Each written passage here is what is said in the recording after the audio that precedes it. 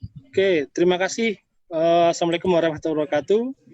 Selamat sore teman-teman dari live dari baik dari fanpage Gus Durian di Patriot Walhi maupun di fanpage-nya Mas Dodo. Aman Mas Dodo? Aman.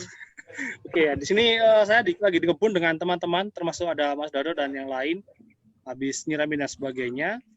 Sore ini senja di kebun ketiga ya. Kemarin 2 kali sudah kita melakukan diskusi, pertama dengan Mbak Alisa dan Mas Ipot juga Mas Dodo, yang kedua kemarin dengan Gus Komar berbicara soal bagaimana kemudian pembuatan pupuk organik itu. Nah ini kita di kebun sebenarnya di banyak teman-teman baru mulai berkebun ya. Jadi sebenarnya belum pernah ada pengalaman berkebun sebelumnya gitu. Nah ini baru pertama kali semenjak adanya COVID dan utamanya sebenarnya juga untuk distribusi hasilnya untuk distribusi SPJ kemarin udah panen kakung pertama. Nah ini sebelumnya saya sapa selamat sore Pak Faiz yang dari Sekolah Gajah Wong. Pak Faiz. Halo Pak Faiz. Selamat sore Mas Vicky. Sehat Pak Faiz? Sehat, alhamdulillah. Pangestunipun. Lagi di lahan ini atau lagi di mana? Lagi di kebun ini. Oke, lagi di kandang seperti ya? Biasa. Ya. Oke. Siap-siap. Sebelum nanti ke Pak Faiz, hari ini temanya adalah soal pengolahan dan pengelolaan hasil kebun gitu ya. Nanti juga barangkali bicara soal pengalaman-pengalaman selama ini berkebun di lahan di tengah perkotaan, Pak Faiz. Juga bagaimana kemudian pendistribusian hasil panen tersebut ke mana gitu Pak Faiz ya. Sebelum ke Pak Faiz, saya sapa Gus Roy dulu, Gus. Sehat, Gus? Halo Mas Vicky, alhamdulillah sehat. Sambil ngambil nyantai Gus ya. Ini diskusi santai ya. Iya. Masih banyak ini Gus, ancaman-ancaman masih diretas atau gimana? Kalau diretas ya, tapi alhamdulillah ancaman-ancaman nggak ada lah ya. Aman aja. Oke. Saya ke Mas Faiz dulu pertama, Gus Roy ya. Ya, silakan. Oke, siap. Mungkin ini karena juga udah sore, kita bisa menikmati senja santai gitu. Nanti teman-teman yang sedang mengikuti diskusi ini nanti bisa nyimak dan bisa mengajukan pertanyaan bisa ditulis di komen ya, kolom komentar baik di fanpage Gus Durian maupun fanpage Walhi dan dari Facebooknya Dodok Putra Bangsa ya. Oke, gitu aja mungkin Pak Faiz bisa dimulai. Monggo silakan. Mulai dari mana ini? Soal inisiatif awal kemudian membuka lahan di belakang padatnya perumahan di Jogja dan kemudian inspirasi dari mana, distribusinya kemana dan pengolahannya sejauh ini kayak gimana Pak Faiz?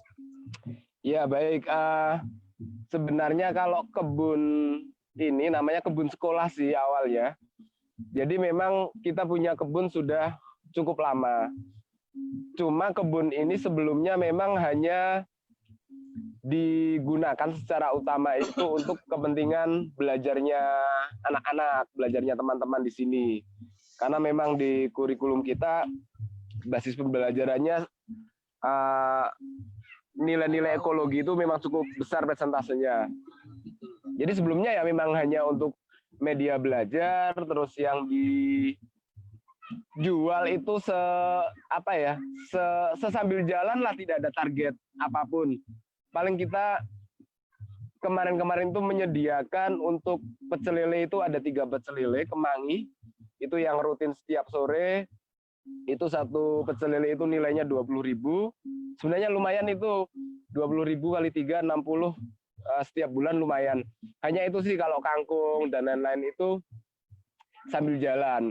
Lebih kepada memberikan media bagi anak-anak. Jadi mulai dari anak-anak memahami berbagai macam tanaman, kemudian mulai dari menyiapkan benih, membuat bibit, memanen, sampai menjual atau mengolah. Sebelumnya seperti itu. Nah, karena pandemi ini nyaris lumpuh semuanya kemarin itu. Jadi kita punya program itu ada bank sampah. Bank sampah itu nyaris mati, nggak ada sampah masuk karena memang hotel, kemudian kantor, kampus itu stop aktivitas. Bank sampahnya kukut sementara ini, kemudian kita ada fundraising juga sama nasibnya, di peternakan sendiri juga sama, serapan sebelumnya kan kita fattening domba konsumsi untuk sate, untuk akikah, untuk seperti itu juga kemarin itu sempat terhenti karena permintaan pasarnya nggak ada. Terus kita dan teman-teman menginisiasi bahwa ini nek kowe arep do urip, nek arep kita tetap hidup lah setidaknya untuk survive, untuk ya ada ganti uang bensin, kemudian untuk program pembelajarannya tetap jalan karena kita menggunakan penerapan belajar dari rumah. Yang kita punya sekarang itu cuma kebun. Kita mengoptimalkan kebun. Dan akhirnya kita bersepakat setiap hari teman-teman berkantornya ke kebun ini, dan kita pertama membuat program itu namanya donor sayur seperti itu. Jadi kita sebenarnya nggak beda sih, kita menjual sayur, cuman pembelinya adalah pendonor dan sayurnya kita distribusikan ke dapur umum dan ke kampung-kampung, yang lebih utama adalah kampung-kampung dari KMK, kaum miskin kota. Gitu Mas.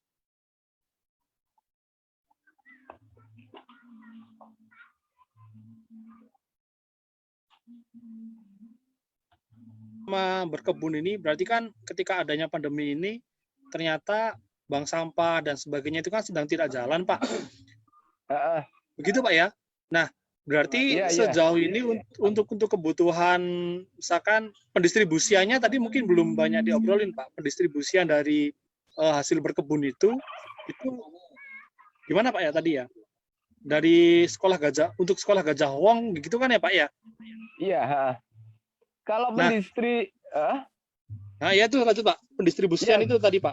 Kalau pendistribusian kita karena kemarin menggunakan program ya, kita bikin program namanya donor sayur itu. Sayur-sayur ini kita distribusikan ke, kita kemarin menyiapkan beberapa tempat yang kita tawarkan kepada pendonor. Ada Kampung Ledok Timoho, sini Kampung Komunitas Ledok Timoho, kemudian Ledok Tukangan, kemudian Bolong di Parangtritis itu, sama beberapa kampung lain. Dan konsepnya memang pendonor boleh merekomendasikan tempat menurut si pendonor tersebut untuk distribusi sayurnya. Jadi sebenarnya untuk distribusi itu sangat simpel. Hanya paling kita sekali panen kurang lebih di angka 200 sampai 300 ikat. Itu mix ya, ada kangkung, ada kemangi, ada bayam, ada cabai yang terakhir, kemudian pakcoy. Itu sekali panen kurang lebih antara 250 sampai 300. Paling kita distribusikan ke 3-4 tempat aja, ke dapur-dapur umum sama ke kampung-kampung yang kita tuju. Oke. Berarti juga untuk pemenuhan warga sekitar, Pak ya? Iya, itu yang utama. Jadi setiap ini memang warga sekitar. Kalau warga sekitar tuh hari-hari, hampir setiap hari ke sini ini. Ya yang ngambil kangkung, yang apa segala memang dipersilahkan. Prinsipnya adalah ngambil secukupnya. Oke. Soal pengelolaannya, Pak, apakah itu setiap hari Pak Faiz atau kemudian ada warga kampung lain atau juga itu sebagai media edukasi bagi sekolah Gajah Wong atau bagaimana, Pak? Ya, kalau pengelolaan di masa pandemi ini memang hanya kita, timnya, edukatornya, gurunya, dan cukup menarik itu ternyata. Tapi kemarin beberapa ini mungkin di sebulan 2 bulan awal itu banyak mahasiswa yang datang ke sini. Awal-awal pandemi mahasiswa nggak bisa pulang, nggak bisa aktivitas. Kemarin itu sehari bisa sampai di atas 10 orang, bahkan sampai 20 orang itu mahasiswa UIN sama APMD yang banyak itu datang ke sini untuk berkebun. Itu malah sempat itu kemarin itu ada mahasiswa dari NTT, dari sekitaran NTT sana yang memang mereka nggak bisa pulang dan katanya bingung mau ngapain di kos karena adanya COVID.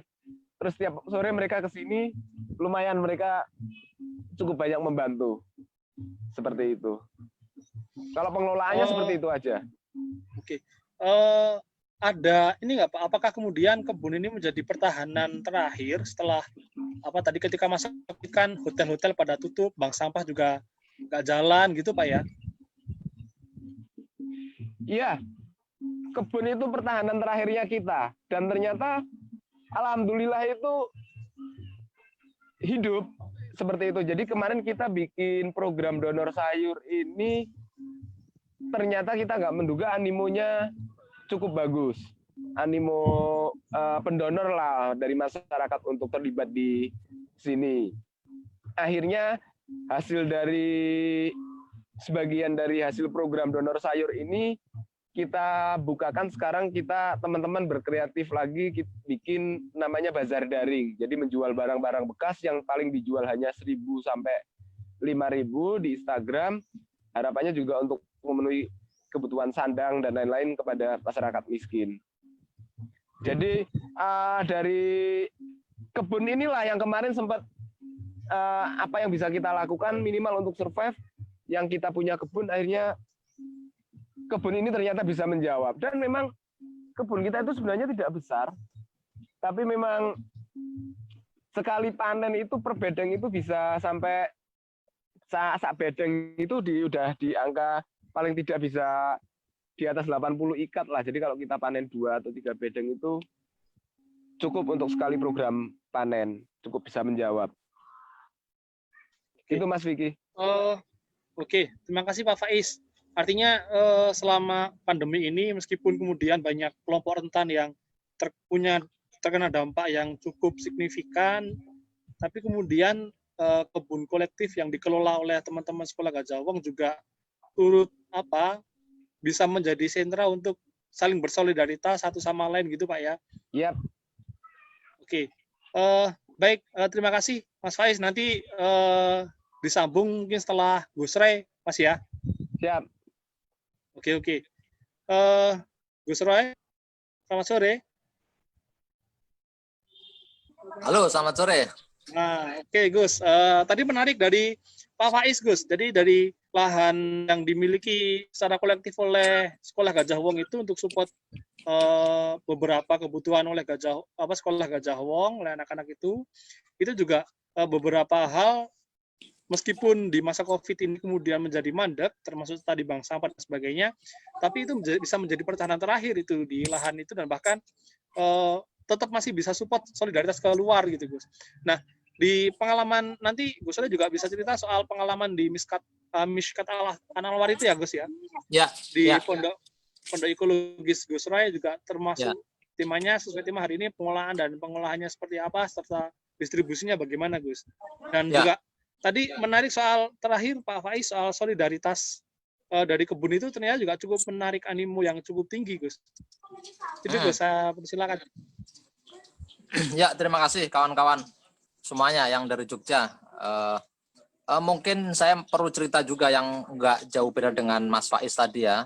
Menurut saya Mas Faiz dan kawan-kawan sangat menginspirasi sekali. Awalnya kami juga nggak jauh beda dengan Mas Faiz. Jadi pesantren ini berkebun itu salah satu materi ya, salah satu kegiatan pokok yang menjadi bagian dari pengajaran di pesantren. Jadi memang niat awalnya ya untuk latihan kawan-kawan. Jadi ada materi tentang ekologi dan agronomi, ekologi politik yang tentang teori beberapa hal terkait apa itu prinsip-prinsip hidup ekologis, apa kaitannya manusia dan alam dan lain sebagainya. Terus prakteknya mereka menanam, belajar bikin pupuk, belajar bikin membenih sendiri, terus menanam sendiri, kurang lebih begitu. Jadi responnya selama ini masih hanya untuk kebutuhan kita sendiri, masih dalam konteks belajar gitu. Nah yang menarik justru begini, dalam situasi seperti sekarang ini berkebun, terutama konsep urban farming itu menjadi jawaban, meskipun bukan solusi ya gitu.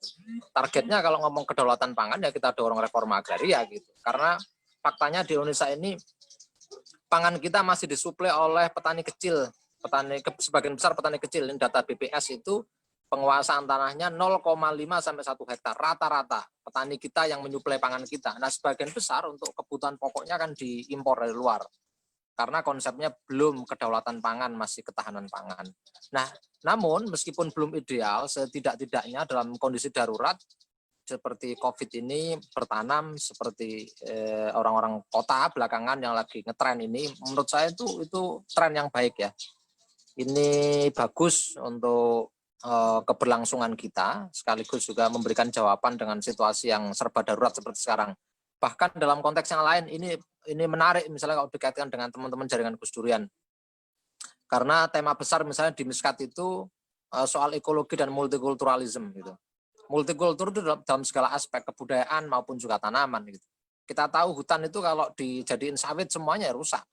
Di monokultur, sistem tanamnya monokultur gitu.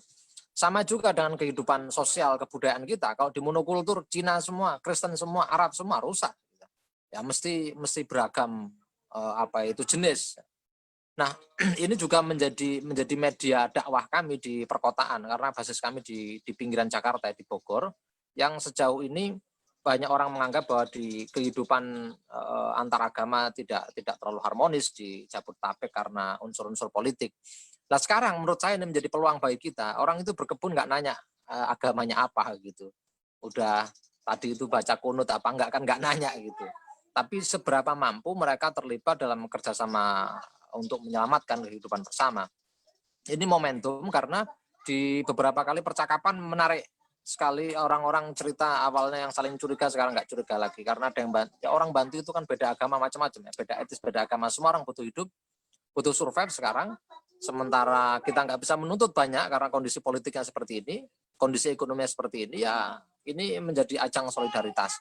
Nah, kebun yang kami kelola pertama masih niatnya latihan gitu. Yang kedua karena latihan ya kebutuhannya untuk subsistensi, bahkan disebut subsistensi juga enggak juga gitu. Malah yang kita dorong di tingkat kelurahan sama RT RW itu mereka juga bikin inisiatif yang sama. Kebetulan RT kami seorang kader muda lulusan IPB ya yang progresif ya. Mereka juga bikin program sendiri di lahan sebelah kami ini. Yang luasannya juga nggak jauh beda ya, sekitar mungkin 700-an meter.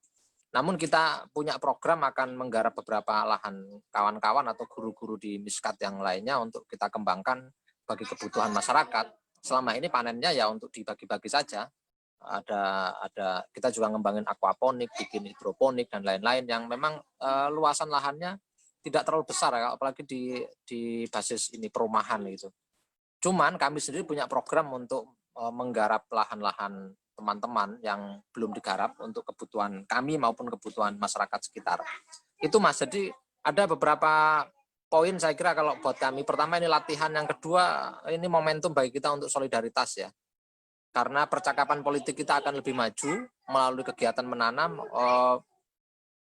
sentimen itu bisa hilang, kecurigaan itu bisa dihapus, gitu. Orang bisa bersahabat dengan baik, ngomongin pupuk, ngomongin benih, karena kegelisahan kami begini misalnya, ini nggak hanya saya, tapi teman-teman IPB yang sekolah itu, sekolah jurusan pertanian bahkan itu, sebagian besar benih kita ini masih benih perusahaan-perusahaan besar gitu.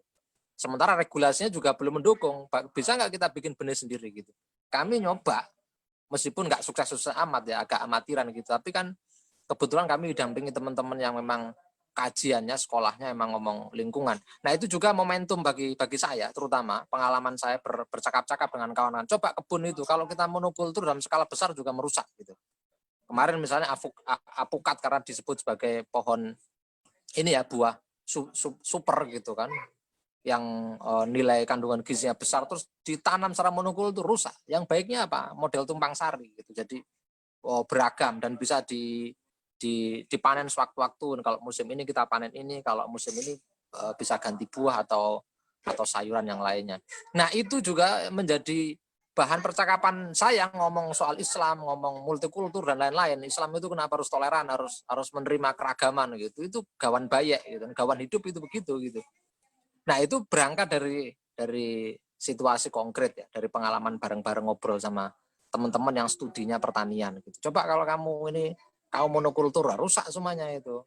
Nggak bisa kamu juga memaksa-maksa orang untuk sama gitu. Mas Dodok harus kunut seperti saya, nggak bisa gitu. Nah itu Mas, kalau soal distribusi ya belum distribusi.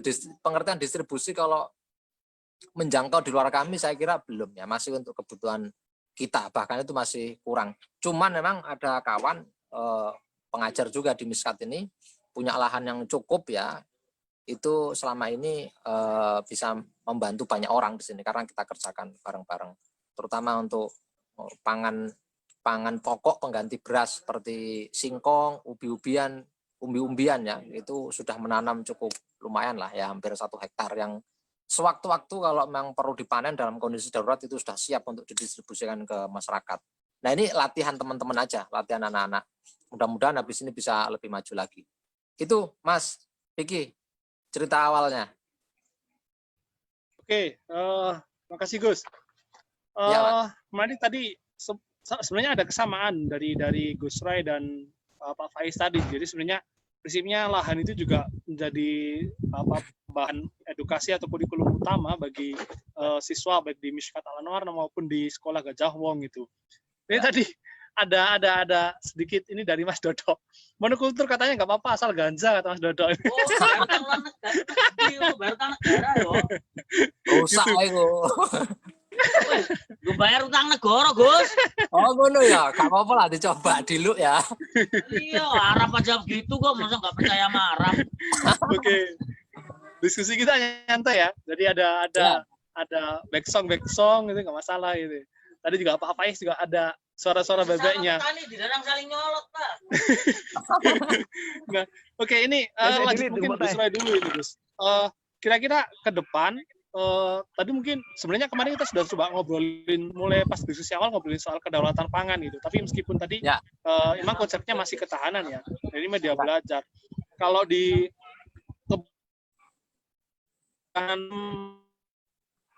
sifat karbohidrat, tapi baru misalkan singkong dan itu kan belum mulai panen kan memang baru. Jadi memang paling banyak support masih pada soalan sayur mayur gitu. Kemarin kangkung nih sebentar lagi bayam gitu. Nah, nggak tahu nanti ke depan juga teman-teman belajar pembibitan dan sebagainya. Kemarin udah belajar dari Gus Komar soal bikin pupuk organik dan sebagainya untuk pemenuhan keberlangsungan biar nggak melulu beli terus kan Gus. Nah, soal solidaritas ini Gus dari kebun ini kira-kira ke depan keberlangsungannya gimana Gus ya? Ya, kami sih pengennya targetnya bisa bikin koperasi, terus kemudian karena ini bagian dari media dakwah kami, inginnya sih karena ini masih terus berkembang dan akan banyak bekerja sama dengan pihak kelurahan dan masyarakat terkait, masjid-masjid itu. Ada kegiatan di sini, kegiatan keagamaan rutinan pengajian sama tahlilan. Saya berharap mereka nanti bisa berbagi benih, bisa berbagi hasil tanaman dan hasil kebunnya masyarakat ya. Itu yang kita dorong. Dulu saya sudah pernah praktek di Jombang, meskipun juga skalanya masih kecil ya di tingkat dusun gitu. Orang-orang ini kan kalau kita mau menolong kan harus dipikirkan betul itu. Kita nggak hanya ngajak tahlilan gitu. Kalau bisa ya ngomongin fidunya wal akhirah itu, ngomongin dunianya, ngomongin akhiratnya gitu. Ngomongin hatinya ya ngomongin rezekinya gitu. Jadi banyak orang ya kita tahu ya banyak terlilit. Tadi Mas Dodo udah bilang hutang gitu, negara hutangnya banyak, hutangnya rakyat juga banyak. Nah karena seringkali mereka juga nggak bisa ini ngelola manajemen uang yang benar ya. Nah itu perlu didampingi, bikin program-program semacam itu, terutama untuk kebutuhan dasar sebisa mungkin tidak perlu berbelanja, tapi bisa diupayakan sendiri di lingkungannya masing-masing dan ini dikelola bareng-bareng. Targetnya itu Mas, sederhana saja. Terus yang kedua target besarnya sih ini karena ini terintegrasi dengan program pendidikan di pesantren sama dakwah di masyarakat ya, masyarakat terlibat sekaligus bisa guyup untuk mengolah bareng-bareng karena misalnya kalau kami yang menanam gitu atau 1-2 kelompok yang menanam tapi tidak dimiliki bersama juga nggak ideal gitu. Artinya belum maksimal, itu ada yang timpang dan belum menjawab persoalan yang perlu kita jawab bareng-bareng. Ngoten, Mas Vicky. Oke Gus, Pak Faiz mungkin bisa nambahin Pak Faiz soal keberlanjutan dari kebun ini. Tadi udah ada paparan dari Gus Ray juga. Iya, disadari atau tidak, tapi memang disadari memang pandemi yang terjadi sekarang ini benar-benar ngasih kejutan lah, pengalaman yang luar biasa, di mana orang tahu-tahu nih nggak pernahnya program-program kita yang tidak disangka-sangka itu berhenti semua. Beruntung kita punya kebun seperti itu. Dan beruntungnya lagi ternyata apa yang kita terapkan untuk anak-anak, walaupun masih media belajar ya, tentang pentingnya basis pembelajaran berbasis lingkungan ini, ternyata sedikit banyak terbukti lah.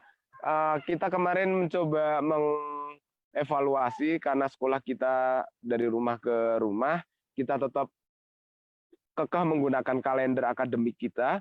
Jadi ketika kayak hari ini pembelajarannya lingkungan, masing-masing di rumah tetap melakukan kegiatan lingkungan. Kalau hari ini masih identifikasi tanaman bagi anak-anak, itu mereka menjadi ininya lebih kuat daripada pengalaman daripada sebelumnya.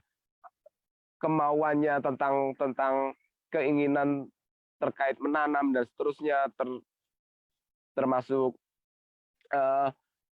keinginan tentang pembelajaran masalah lingkungan juga menjadi tambah kuat seperti itu. Ya harapannya setelah melihat pengalaman yang ada ini, kita jadi berpikirnya jadi ngalor ngidul tadi, atau ternyata ketok enek ngene api, ketok enek ngene api.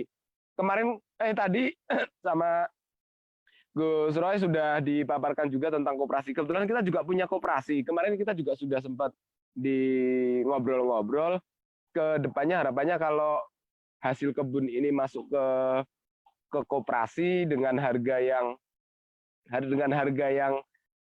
yang murah, itu tentu akan jauh lebih menarik lagi, karena ketika program donor sayur ini sudah selesai, produksinya harapannya tetap berjalan dan kebunnya bisa diperluas, pemasarannya yang seperti apa itu yang kemarin kita sempat terpikirkan, kayaknya akan seru kalau kita masuk ke koperasi Sekolah Gajah Wong atau koperasi Ledok Timoho seperti itu. Hanya memang kalau menjadi PR kita itu mengajak menanam itu bukan hal yang mudah, apalagi di perkotaan dengan masyarakat yang notabene adalah masyarakat miskin kota seperti di sini. Ngajak nanam itu ya tidak mudah, karena berdasarkan apa yang kita diskusikan, mereka butuh contoh, mereka butuh bukti dulu baru bisa melakukan. Nah, kita kepingin membuktikan bahwa dari kebun yang kecil ini bisa menghasilkan banyak uang, bukan hanya sekedar, tapi kita kepingin membuktikan dari kebun yang kecil ini menghasilkan banyak uang. Buktinya adalah kita akan harapannya bisa membuktikan setiap hari bisa memasok sayuran segar ke koperasi. Nah, ketika kita bisa membuktikan itu, tentu nantinya ketika mengajak mereka berarti, oh iya ya, terbukti kalau dari kebun yang sedikit di tengah kota ini, setiap hari setidaknya bisa memasok kebutuhan sayur segar ke koperasi. Gitu Mas Vicky, mungkin tambahannya. Oke, Pak. Aku mau nanya ini, kalau untuk ngajak orang dewasa gitu, Pak Faiz, itu kan kayaknya kalau sekarang ini kita berkebun itu kan karena emang punya kesadaran untuk bisa memenuhi kebutuhan pangan, utamanya kemarin juga karena dorongan SPJ, SPJ kan tidak bisa menggantungkan keberlangsungannya itu hanya dari solidaritas saja, karena donasi itu kan sifatnya sementara ya, sebentar, umurnya pendek gitu. Nah, kemudian kebun ini salah satu penopang untuk keberlangsungan bisa saling bersolidaritas dengan kelompok rentan. Nah, kalau untuk konteks anak-anak ini, Pak, bagaimana kemudian memberikan pemahaman, memberikan orientasi, kenapa kemudian mereka harus bercocok tanam gitu ya? Kalau Mas Dodo bercocok tanam itu banyak cocoknya, nanamnya dikit-dikit aja. Gitu. Nah, menumbuhkan kesadaran atau bisa ngajak ngobrol ke anak-anak gitu, biar maksudnya bisa dibedakan. Misalkan kalau cuma anak sekolah kan juga sekarang, kemarin Walhi ada anak-anak TK sering datang untuk bagaimana kemudian workshop menanam dan sebagainya gitu dari TK. Cuman SD dan sebagainya juga guru juga bisa mengajarkan mengarahkan anak-anaknya untuk menanam gitu. Tapi kan kemudian tanpa dibarengi atas kesadaran atau orientasi mengapa mereka harus menanam itu kan juga nggak baik juga gitu. Karena sifatnya nanti hanya karikatif gitu, Pak. Nah, nanti di sekolah Gajah Wong itu untuk bisa mengajak anak-anak dan bisa memberikan pemahaman kenapa mereka harus menanam itu gimana, Pak? Iya, jadi dalam penerapan pembelajaran lingkungan di sekolah Gajah Wong itu sampai titik anak menanam itu membutuhkan waktu paling tidak 8 bulan sampai anak menanam. Jadi materinya seperti ini. Pertama adalah kita diskusi tentang manusia. Kita ini siapa toh? Karena anak-anak ya, kita adalah manusia. Kita bisa hidup karena apa? Karena makan, karena bernafas. Makan dari mana? Anak-anak dikasih dari ini, sumbernya dari mana? Nasi itu dari mana urutannya? Tempe itu dari mana? Daging itu dari mana? Dan seterusnya. Kemudian bernafas itu dari mana? Yang dari oksigen dihasilkan oleh apa? Nah, itu dulu yang diterapkan dengan metode menggunakan banyak permainan, banyak video dan seterusnya, banyak pakai worksheet dan seterusnya. Setelah itu baru pembelajarannya adalah anak memahami diri sendiri dulu. Itu tidak bisa terus kita langsung ayo menanam, yaitu hanya instan banget. Memahami diri. Jadi anak mulai belajar body mapping. Jadi melihat pakai kaca biasanya. Body mapping, oh aku keriting, koncoku lurus, oh aku mancung, koncoku pesek, oh dia lebih tinggi dariku, aku laki-laki, dia perempuan. Memahami konsep diri, kemudian mulai mulai masuk ke pertahanan diri. Jadi lebih kepada mana yang boleh dipegang sama orang lain, mana yang enggak, mana yang boleh dilihat, mana yang enggak, mana yang harus ditutupi, mana yang boleh diperlihatkan. Setelah itu baru masuk ke lingkungan keluarga. Di rumah ada siapa aja, bapak, ibu, posisi dia dari mana, dan seterusnya. Baru masuk ke yang lebih luas lagi, tetangga. Kanan kiriku siapa, pakai gambar, anak membuat gambar, sebelah kanannya siapa, sebelah kirinya siapa, belakang siapa, bagaimana bersikap dengan tetangga, seperti itu.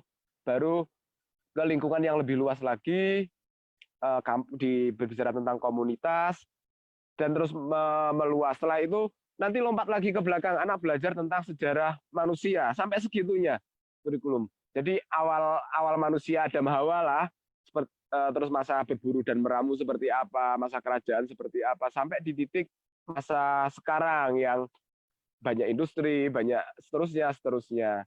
Baru setelah itu selama 6 bulan pembelajaran itu ada sejarah manusia dan banyak hal. Baru kedua masuk ke ekologi yang terapan.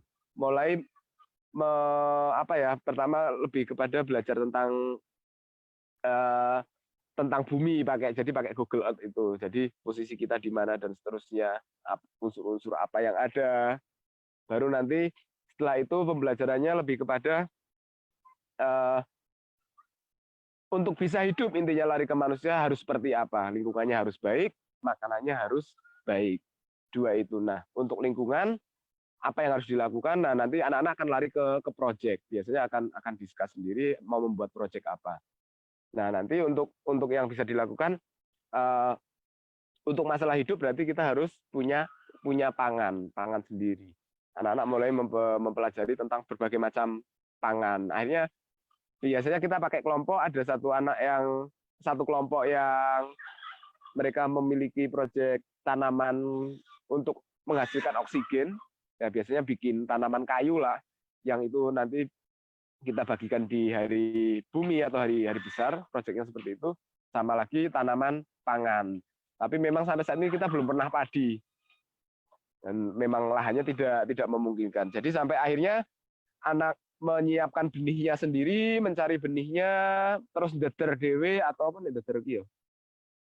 Menyemai, kemudian menanam, kemudian panen, kemudian sampai memasarkan, dan sebagian lagi nanti membuat olahannya. Sesimpel itu. Nanti setelah itu baru ditutup, baru nanti ke tingkatan lanjutan di kelas atasnya. Gitu Mas Vicky, kalau di sini tahapan pembelajaran tentang lingkungannya seperti itu. Oke, makasih Pak. Soalnya kan ini nggak semua orang itu kan punya di perkotaan gitu punya lahan yang luas untuk bisa berkebun. Jadi bagaimana kemudian memanfaatkan pekarangannya sendiri kan. Nah juga apalagi banyak anak-anak yang sekolahnya udah mulai di rumah hanya berdasarkan WhatsApp dan tugas-tugas sekolah aja gitu kan. Nah bagaimana kemudian yang nonton juga barangkali orang tua atau punya adik-adik yang bisa diajak untuk menanam di pekarangan rumahnya atau seperti apa. Nah itu kan tadi kemudian muncul pertanyaan itu. Nah ini ada pertanyaan lagi Pak Faiz, untuk Pak Faiz. Sejauh ini selama mengelola kebun nih ya, itu kan pasti tentu banyak pasang surutnya nih, banyak jatuh bangunnya. Nah ini menanyakan bagaimana agar menghadapi itu gitu, menghadapi soal jatuh bangunnya ngurus kebun dan soal konsistensi komitmen kelompok itu seperti apa Pak kira-kira Pak? Sebenarnya kalau bilang jatuh bangun itu nggak sampai segitunya lah, nggak ada jatuh-jatuhnya lah.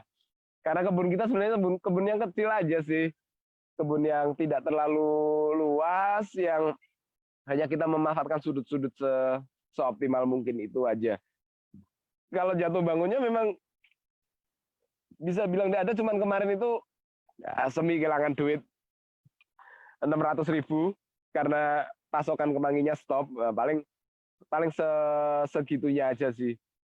Jadi kebun kita belum yang besar. Makanya harapannya setelah pengalaman adanya pandemi ini kita sedang merancang untuk meluaskan kebun ini. Targetannya adalah kita bisa memasok ke koperasi setiap hari. Itu aja untuk sementara ini. Oke.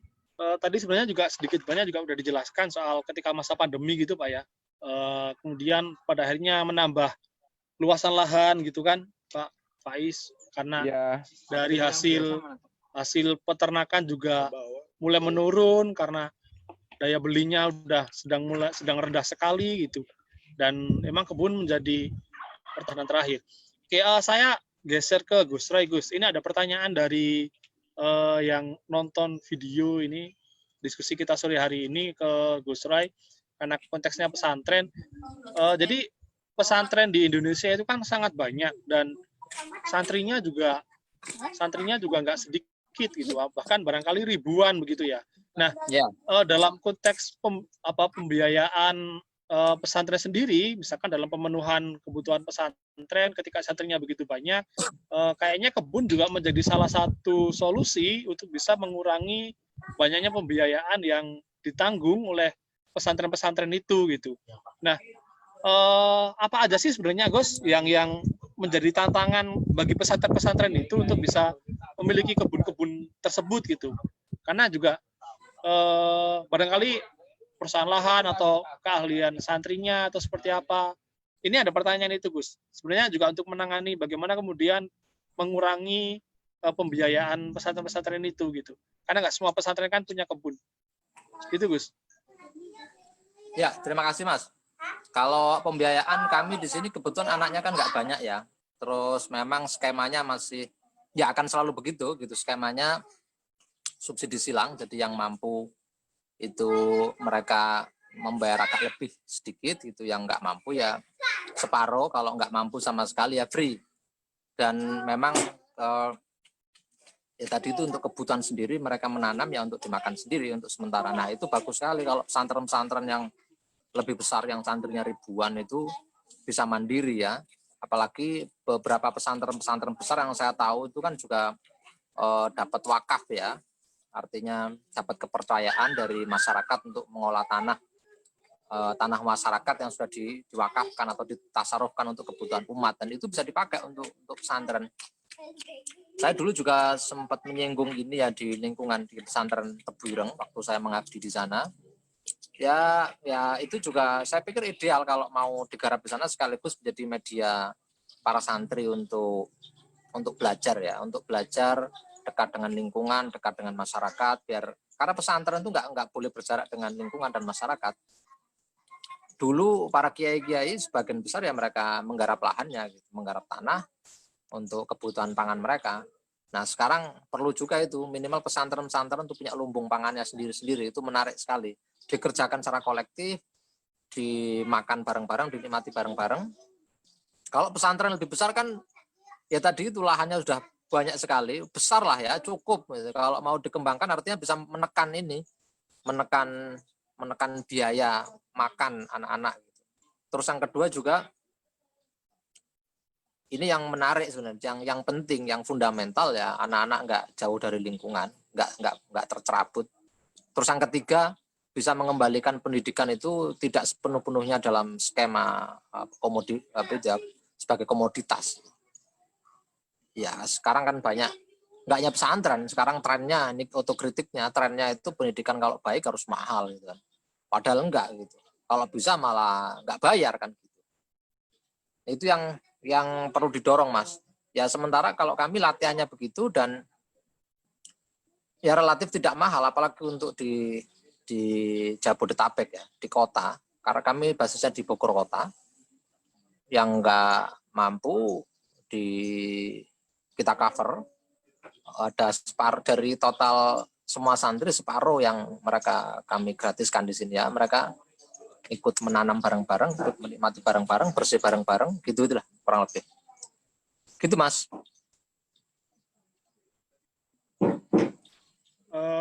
Makasih Gus Roy. Itu jadi karena memang kemudian banyak juga ya pesantren yang belum memiliki kebun untuk kemudian bisa ketahanan pangannya sendiri gitu di internalnya. Kemarin juga Saya Gus mau nambahin Mas Vicky. Gimana? Ingat ini, mau nambahin sedikit. Ya. Tadi dengar ceritanya Mas Faiz, dan Mas Faiz saya pikir sudah punya success story yang bisa dicontoh oleh banyak kawan gitu. Meskipun skalanya masih kecil. Artinya kerja-kerja ini yang kita lakukan ini kan nilainya bukan nilai dalam pengertian itu ya, material ya, bukan angka-angka, bukan kapital, tapi nilai dalam pengertian value hidup ya, nilai hidup itu kan besar sekali. Terus saya jadi ingat ini, kalau misal skema begini itu jalan di banyak tempat, di banyak kelompok masyarakat, terus kemudian mereka itu mengelola tanahnya gitu, ihyaul mawat yang menghidupkan tanah yang mati, yang terlantar itu juga bisa menekan minimal ada moratorium alih fungsi lahan. Di NO, di Muktamar, di Jombang kemarin ada putusan yang sangat progresif itu, alih fungsi lahan produktif untuk non produktif gitu kan, itu hukumnya haram. Nah itu bisa dirumuskan bareng-bareng, itu menjadi percakapan yang sangat demokratis dan sangat politis dalam pengertian yang baik ya. Nah itu bisa diinisiasi melalui kegiatan yang tadi itu Mas, bisa moratorium lahan biar tidak semuanya itu dialih fungsikan untuk kebutuhan komersil ya. Dan masyarakat memang dipaksa untuk kalah sekarang gitu oleh ini ya, politik perubahan ruang gitu. Siapa yang menguasai ruang terbesar di perkotaan maupun di pedesaan sekarang? Ya segelintir orang saja, terutama pemodal-modal besar yang melakukan penetrasi di banyak daerah. Kota sudah habis, mereka minggir ke daerah-daerah. Masyarakat yang hidup dalam kondisi susah dalam sistem ini, sistem kapitalisme, nggak punya arah lagi. Gitu. Sementara negara sendiri belum sepenuhnya melindungi gitu. Nah ini kan bisa didorong dari kerja-kerja kultural ini, kerja-kerja multikultur, kerja-kerja kultur, kerja-kerja tanah gitu. Orang akhirnya diajak berefleksi lebih jauh. Memang nggak mudah gitu. Saya sendiri berapa kali ikut mendampingi kelas pekerja, teman-teman yang notabene orang yang dikalahkan dalam pertarungan ekonomi politik di perkotaan. Kalau diajak untuk lebih mandiri susah juga gitu. Nggak sederhana karena emang imajinasinya sama lingkungannya emang memaksa mereka untuk begitu gitu. Ya pengalamannya Mas Faiz tadi bagus sekali itu.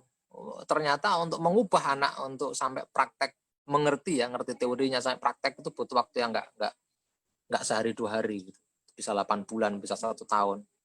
Nah itu kalau di lingkungannya Mas Faiz itu, di lingkungan saya misalnya yang kebetulan kelas menengah di sini, sebagian besar orang kelas menengah ngajak misalnya berkebun susah sekali. Beli aja bisa, ngapain berkebun masa gitu. Oh masnya ini mendramatisir aja kayak soal dunia mau kiamat gitu kan. Yang penting bisa nyicil mobil, bisa jalan-jalan gitu kan. Ini kan pandemik, ini kan gejala sebentar aja, orang-orang susah aja yang berat itu. Bisa jadi begitu Mas gitu.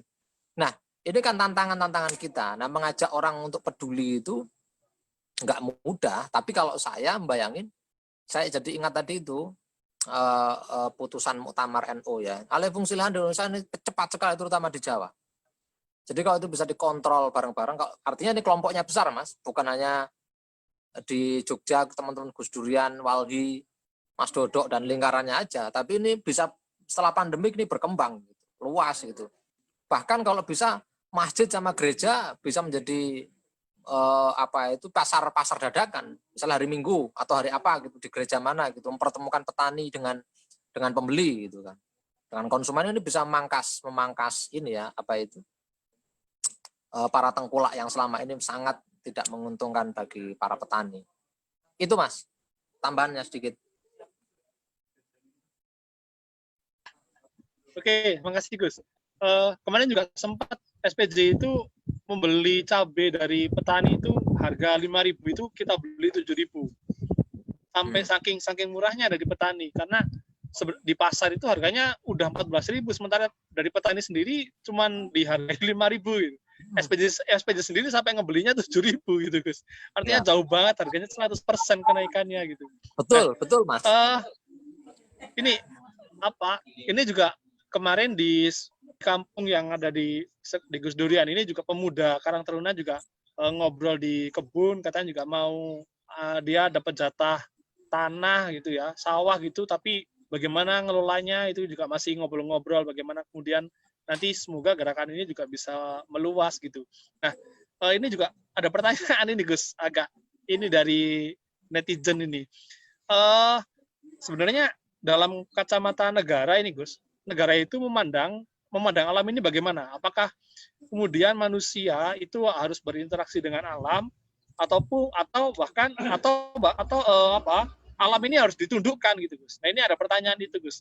Sebenarnya negara ini memandang alam ini seperti apa Gus? Ya. Tapi sebelum ke negara saya ngomong Islam dulu. Dalam konsepsi idealistik dalam banyak ayat ya di Al-Qur'an gitu maupun di banyak hadis itu yang soal lingkungan itu konsep khalifatullah fil ard itu konsep pengelolaan yang adil gitu. Bukan menempatkan atau meletakkan alam itu berjarak dengan kehidupan manusia. Eksploitasi itu dalam praktek kebutuhan seperlunya gitu. Bukan dikeruk untuk kebutuhan akumulasi modal gitu. Seperti cerita Mas Faiz tadi itu udah Islami sekali itu. Orang boleh ngambil secukupnya gitu. Kayak ayam gitu, secukupnya aja gitu. Karena kita bukan ayam ya gitu. Mbak karung gitu, ngambil cukupnya saya sekarung ya Mas ya gitu ya, bahaya. Dijual lagi di pasar, terban itu. Nah, negara dalam konteks ekonomi politik gitu. Ya karena sistemnya Mas, ini kita bicara sistem. Selama sistemnya adalah meletakkan semua hubungan manusia dengan manusia dengan alam itu dalam rangka untuk mengakumulasi modal sebesar-besarnya, ya alam akhirnya diletakkan sebagai labor gitu, sebagai sama juga dengan buruh di pabrik dipaksa untuk menghasilkan sesuatu. Jadi labor plus dikomodifikasi gitu, diperjualbelikan gitu. Coba aja misalnya tanaman produksi dan tanaman non produksi, kategori-kategori kan kategori pasar, kategori modal untuk kepentingan pasar, untuk kepentingan reproduksi gitu. Untuk kepentingan perusahaan-perusahaan, plywood gitu. Misalnya tanaman produksi, tanaman non produksi, tanaman yang dianggap tidak produktif dibabat habis hutan-hutan itu, diganti dengan tanaman produksi. Bahkan sekarang untuk pangan saja kita sangat bergantung pada industri-industri pangan besar dunia yang sedikit sekali mereka itu jumlahnya tapi mengelola hajat hidup masyarakat banyak. Bibit, pupuk kita. Coba kita cek misalnya, otokritiknya kita berkebun sudah berani bikin bibit sendiri belum gitu. Jangan-jangan masih panah merah gitu. Ya saya sendiri masih sedikit banyak masih pakai gitu. Nah, itu kan perlu ditransformasi. Negara hari ini di luar debat Pancasila dan tidak ya. Kalau mau Pancasila beneran enggak begitu gitu. Kalau Pancasila beneran ya seperti kita kembali ke Undang-Undang Pokok Agraria gitu. Meletakkan tanah itu punya dimensi sosialnya yang diperbesar, bukan dimensi ini ekonominya, tapi dimensi sosialnya. Bahkan masyarakat Indonesia, masyarakat adat terutama ya, Mereka punya hubungan spiritual dengan tanahnya. Mereka identitasnya melekat dengan tanahnya, melekat dengan penguasaan terhadap alat produksinya. Nah, kalau ini dicerabut, Mas, seperti sekarang ya terjadi ketimpangan terhadap sumber-sumber agraria yang menjadikan krisis sosial yang lebih besar. Jadi kalau ngomong konsepsi idealistiknya mestinya ya tanah untuk semuanya, alam ini tidak dieksploitasi, tapi untuk keberlangsungan hidup yang lebih bermanfaat bersama-sama. Ada contohnya, Mas, itu. Ini yang saya biar nggak punya tendensi dianggap sosialistik gitu. Ini diskusi ngajarin sosialisme misalnya gitu. Ada negara namanya Bhutan gitu. Nah, itu bagus sekali itu negara itu. Negara feodal, ini kerajaan itu, Mas. Tapi mereka mengukur masyarakatnya, kesuksesan itu tidak diukur dari akumulasi agregat ekonomi, tapi bagaimana masyarakat bahagia dengan alam, bisa berkebun, bisa minum susu, bisa menari-nari. Nah, itu bagus sekali gitu. Kalau yang lebih maju dengan konsepsi yang dahsyat ya Kuba contohnya. Bisa dicek di Google, banyak ceritanya. Targetnya mereka cuman pangan, pendidikan, sama kesehatan. Kalau pangan murah, pendidikan murah, kesehatan murah, mau ngapain lagi? Udah bahagia, ini nggak ada kesenjangan sosial. Nah, kalau di Jakarta orang butuh dapat gaji besar biar bisa nyokolin anaknya di sekolah Bonafit gitu. Padahal untuk mencapai sesuatu yang baik nggak perlu begitu. Bahkan ini lebih ngeri lagi kan, duitnya habis untuk sesuatu yang nggak bermanfaat itu. Padahal kalau kayak Mas Faiz ini inisiatifnya banyak di tempat-tempat lain di luar Gajah Wong, dikelola secara kolektif, pendidikan itu berbasis komunitas, masyarakat dipikir bareng-bareng, dananya dihitung bareng, diukur bareng. Nah, itu juga kami targetnya pesantren Miskat Al-Anwar ini arahnya ke sana. Basisnya sudah ke sana, cuman belum maksimal ya, tapi agendanya ke sana. Gitu, Mas. Kalau negara ya seperti negara kelas yang lainnya yang menempatkan alam itu sebagai komoditas. Makanya, Mas, sekarang di tengah pandemi pemerintah ngotot untuk mengeluarkan undang-undang minerba, mengesahkan undang-undang minerba kemarin, dan ini mau nargetin di tengah pandemik yang masih gawat di Indonesia, mau ini mengesahkan omnibus law. Itu artinya menempatkan alam sebagai komoditas. Sementara orang-orang yang mau menggarap tanahnya nggak dapat tanah gitu. Kalau kembali ke undang-undang pokok agraria, land to the tillers, tanah untuk yang menggarap gitu. Untuk Mas Faiz, untuk saya yang mau nyangkul gitu, untuk Mas Dodok gitu. Mau tanemin ganja, kayak tanemin apa, terserah Mas Dodok, yang penting dia nyangkul sendiri. Itu Mas Vicky.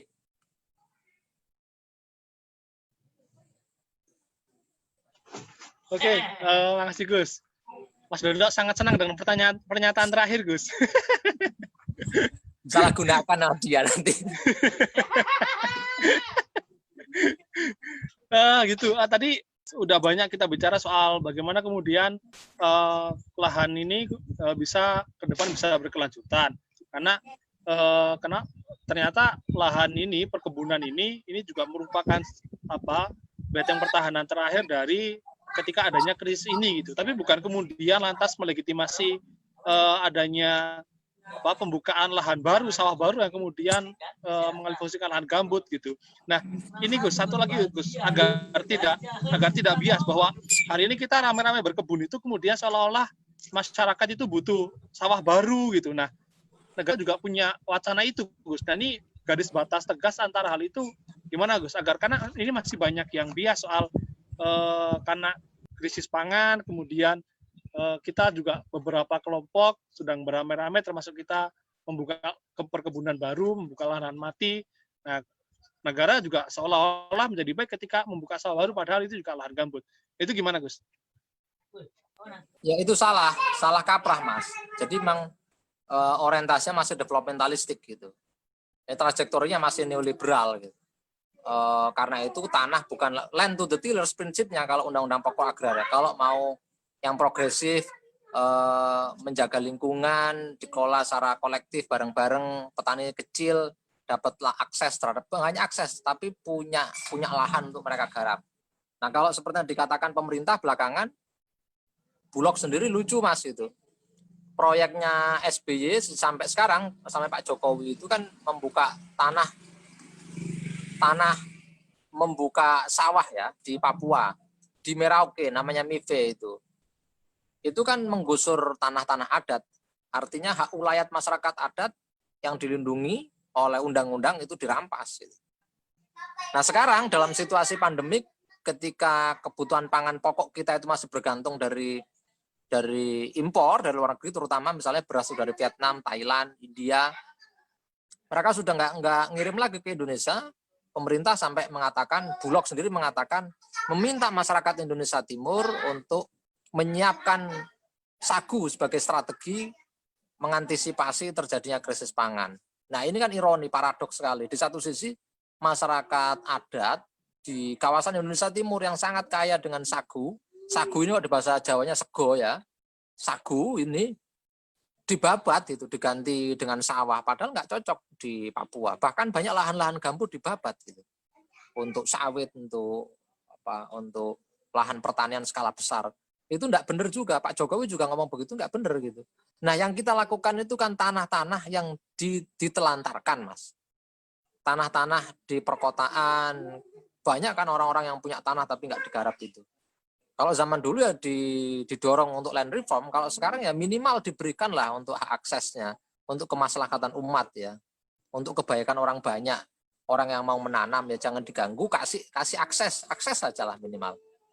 Nah itu cukup Mas. Terus kemudian targetnya ya, misalnya janji pemerintah itu juga ditepati untuk menyelenggarakan reforma agraria yang konsekuen, yang benar sesuai dengan Undang-Undang Pokok Agraria. Kalau itu dilakukan kita nggak butuh untuk membuka lahan-lahan baru. Bahkan kalau mau kedaulatan pangan konsepnya, ya berarti ya pangannya harus beragam. Kita mesti latihan juga. Saya latihan, makanya saya nanam ini mute ya kalau bahasa Jawa Timurnya itu. Umbi-umbian banyak sekali nanam. Yang terakhir nih gembili, jenis gembili itu ada 20 lebih saya coba mulai. Dan akan saya kembangkan terus itu. Kalau nanti itu sewaktu-waktu nggak makan beras kan bisa makan itu, dan memang nggak harus beras itu. Dan beras itu juga nggak ada yang lebih sehat timbang beras. Cuman orang-orang sekarang kalau nggak makan beras dianggap nggak modern, nggak maju dan lain sebagainya. Nah itu Mas, pemerintah justru salah kaprah. Yang kita dorong justru masyarakat diberi hak untuk penguasaan sumber-sumber agraria yang lebih adil, tanah-tanah yang terlantar itu dibuka aja, dikelola. Sekarang perhutani kan juga sudah membuka akses tanah ya, akses untuk dikembangkan meskipun belum diredistribusi, itu juga bisa dimanfaatkan. Namun yang sudah tutupan hutan ya jangan dibuka. Apalagi itu hak ulayat masyarakat adat, kita mencerabut mereka dari akar kulturalnya. Sama gini loh Mas ya nih. Sampean orang NU, saya orang NU. Kalau kesadaran kita kan melekat dengan lingkungan, dengan tanah, dengan lingkungan, dengan sesuatu yang material. Misalnya saya orang Jombang gitu. Sejak kecil tuh pikiran saya beragama itu dari Ki Hasim. Terus misalnya di Tebuireng, terus tiba-tiba ada investasi atau negara butuh lahan, di bawahnya ini perlu ditambang ini. Itu kan kebutuhannya macam-macam kan, bisa tambang untuk macam-macam. Terus dirusak makamnya Ki Hasim, digeser aja lah 5 meter misalnya, itu sudah berubah semua kesadaran historis kita Mas. Identitas kita rusak. Sama juga masyarakat adat, mereka ini bercocok tanam berladang ya konsepnya, itu pindah-pindah. Lah kalau hutannya dirusak, ritual-ritual mereka yang dari berladang hilang. Udah ada puluhan ritualnya Mas. Saya pernah di beberapa masyarakat adat di Dayak ya, misalnya di Kalimantan, itu sebelum nanam ada ritualnya, nebang pohon tertentu ada ritualnya. Lah kalau dibabat untuk pertanian skala besar ya mereka rusak kehidupannya. Nah, apakah kita perlu sampai jauh itu? Enggak perlu. Kalau reforma agraria dijalankan dengan benar. Terima kasih, Mas.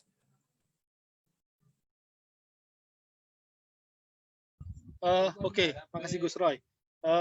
Sudah banyak tadi disampaikan. Pertama soal bagaimana kemudian lahan ini, perkebunan ini penting untuk sebagai bahan edukasi agar manusia itu bisa berinteraksi dengan alam dengan baik. Kemudian kedua juga perkebunan ini sebagai media pembelajaran sebelum kita benar-benar bersiap untuk menuju pada kedaulatan pangan gitu. Karena tadi sudah disampaikan bahwa kalau mau memenuhi kedaulatan pangan ya kita harus mulai belajar dengan multikultur gitu. Nggak mungkin kemudian kita hanya semuanya ditanam padi atau bahkan tanaman-tanaman yang sifatnya monokultur. Monokultur boleh asal ganja kata Mas Dodo ya. Gitu. Nah, kemudian bagaimana keberlangsungan kebun ini juga harapannya ke depan bisa semakin meluas dan itu sama sekali bukan nggak bisa dikatakan kalau kita membuka kebun itu berarti ada kebutuhan banyak lahan baru dan melegitimasi pemerintah untuk bisa membuka lahan baru. Karena pada dasarnya juga reforma agraria tidak pernah dilaksanakan dan tidak pernah dijalankan. Nah, karena sudah tidak ada pertanyaan lagi, Gus dan Pak Faiz, mungkin sebelum saya tutup ada statement, closing statement dulu. Mungkin bisa saya dari Pak Faiz dulu, Pak. Terutama juga untuk teman-teman yang sedang berkebun dan masyarakat secara luas ya. Halo Pak Faiz. Halo.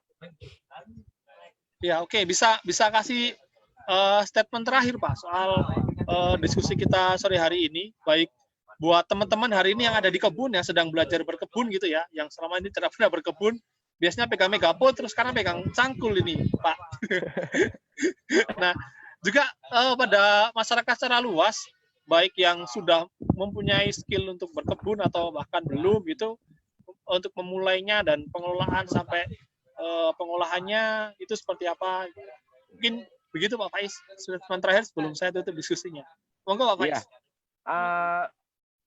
Jadi berkebun itu ternyata bukan hal yang sepele atau hanya mengisi aktivisme belaka, terlebih ketika ada pandemi seperti sekarang ini. Berkebun itu memang sudah menjadi seharusnya bagian dari ruh kita lah semua. Dia mau berprofesi apapun, mau kerja di bank, mau bekerja menjadi dosen, mau dimanapun, seharusnya memang namanya berkebun itu baik ketika melekat pada diri kita masing-masing. Bayangkan kalau setiap orang memanfaatkan lahan yang ada di sekitar rumahnya itu dengan kebun. Hanya lahan sekitar rumah aja. Itu tentu istilah apa berbagai macam krisis pangan dan lain itu tidak akan terjadi. Karena saya membuktikan sendiri bahwa lahan yang kecil ini saya tidak pernah membeli sayur. Hari ini bayam, besok kangkung, besok kacang. Itu lahan yang kecil seperti itu. Bisa memenuhi kebutuhan sendiri dan bahkan surplus, bisa menjual hasil dari kebun yang kecil seperti itu. Jadi ayolah di momen pandemi seperti sekarang ini buktikan bahwa berkebun itu baik. Harusnya kita semua memiliki sesuatu yang melekat pada kita, apapun profesinya kita, kemauan untuk berkebun. Bukan nilai nominalnya ini menghasilkan berapa, tapi berkebun itu satu memberi kebahagiaan, dua memang bisa mendekatkan jaringan struktur di keluarga dengan anak, dengan istri, dengan tetangga, kita bisa berbagi. Dengan berkebun kita bisa berbagi terus dengan tetangga. Seperti itu. Manfaatkan lahan yang ada. Berkebun itu asik. Oke Mas Vicky.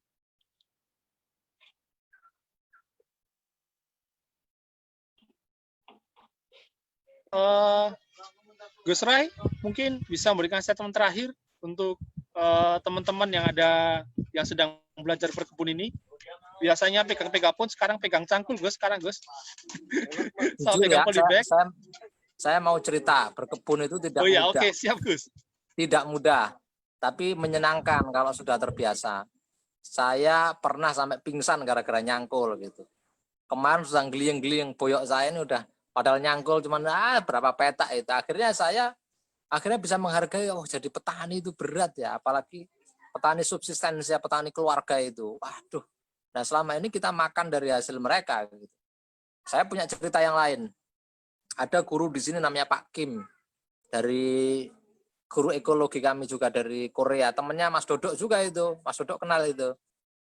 Nah, dia cerita itu di Korea dan di beberapa kebudayaan di timur, di Jepang gitu. Di Jepang juga hampir sama. Orang-orang kalau sebelum makan itu punya rasa hormat ke petani gitu. Terima kasih dulu ini tadi dari Pak Petani gitu kan.